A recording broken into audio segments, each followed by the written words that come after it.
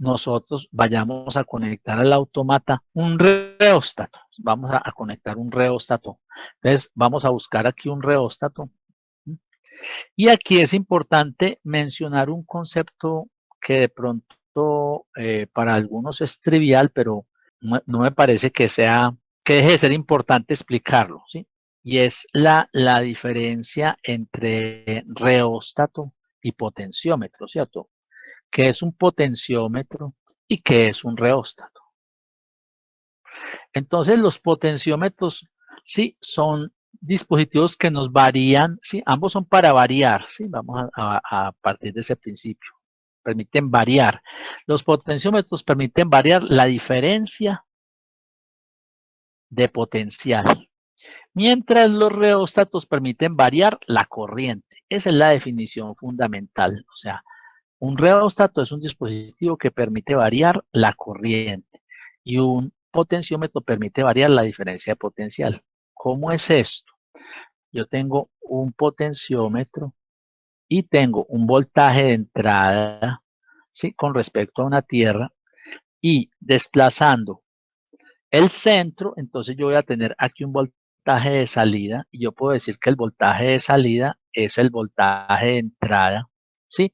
Sobre la rama, llamémosla la resistencia 2, ¿sí? Por la resistencia 2 dividida entre la resistencia total. ¿Y qué pasa? Entonces, yo al variar la resistencia 2, ¿sí? Proporcionalmente me está cambiando el voltaje de salida. Ese es el funcionamiento de un potenciómetro. Mientras un reóstato trabaja de la siguiente manera. Yo tengo, ¿sí? Una salida, tengo esto así, tengo una salida y yo aquí tengo un voltaje de entrada, ¿sí? Y entonces yo cambio esta resistencia de acá, la parte de arriba. Y yo tengo una corriente que es igual al voltaje de entrada multiplicado por la resistencia. Entonces vuelve y juega. En la medida en que yo cambio la resistencia, cambia la corriente. Ese es el tema de un reóstato.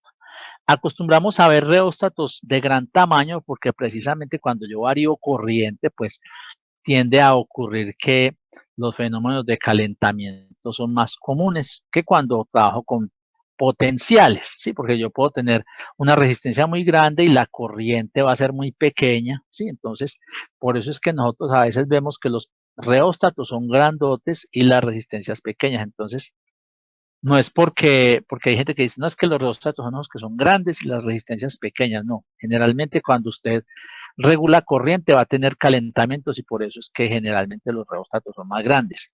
Entonces, cuando nosotros vamos a conectar una medición de voltaje o una medición de un potenciómetro al autómata programable, entonces lo conectamos en forma de reóstato. ¿Eso qué quiere decir? Eso quiere decir que yo conecto desde o sea, el positivo de la fuente lo conecto a la entrada del reóstato. Y la salida del reóstato es la que conecto hacia la entrada del autómata. Entonces miren la conexión, o sea, el reóstato o el potenciómetro quedó en serie con el circuito, o sea, no está conectada y no se debe conectar la entrada, ¿sí? O sea, esta entrada o esta terminal del reóstato no se conecta, o sea, se conecta, vemos que se conecta en serie, o sea, forma un circuito en el cual viene el positivo, pasa por la resistencia, entra al autómata y retorna al negativo. O sea, pusimos el autómata a censar corriente. ¿Por qué? Porque realmente cuando observamos el circuito de entrada del autómata programable, observamos un aspecto importante y es que el voltaje que mide internamente el autómata es proporcional a la corriente que pasa por los LEDs. Ahora, como esta resistencia de 2,2K es fija, ella en principio es proporcional al voltaje de entrada al autómata programable, pero fundamentalmente es a través de la corriente que pasa por los LEDs. Entonces, cuando vamos a hacer conexiones del estilo como la que estamos viendo, entonces se debe conectar la resistencia en modo reóstato.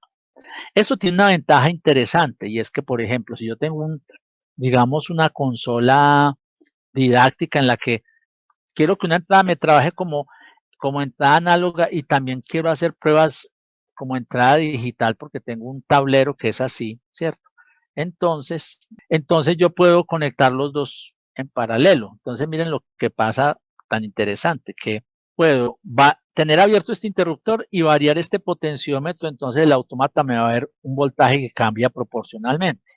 Pero si yo pongo este potenciómetro en el valor más lejano, yo puedo cerrar y abrir este otro interruptor y ver comportamientos digitales. Entonces, es bien interesante esto, digamos, a la hora de hacer tableros didácticos, que pueden probar tanto el control lógico con estos interruptores, como pueden probar también las entradas análogas, ¿sí? Entonces, vemos la forma de conectar eh, los reóstatos al autómata programable. Ahora, yo también puedo conectar al autómata, ¿sí?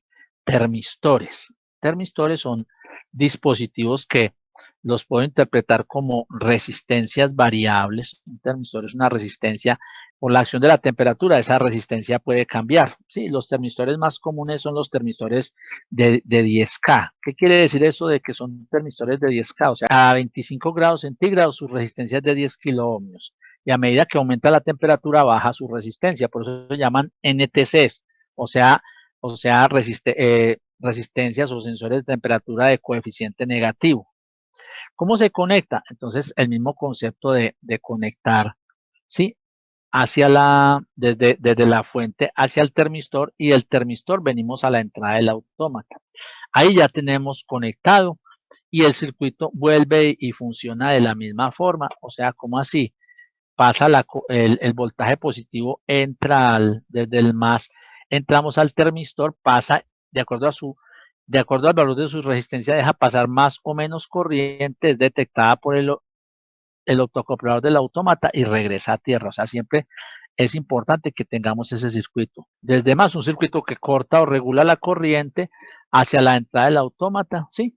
Que detecta eso y regrese a menos. Siempre ese circuito debe funcionar para cada entrada. Entonces, vemos que esa es la forma de conectar un termistor al autómata programable.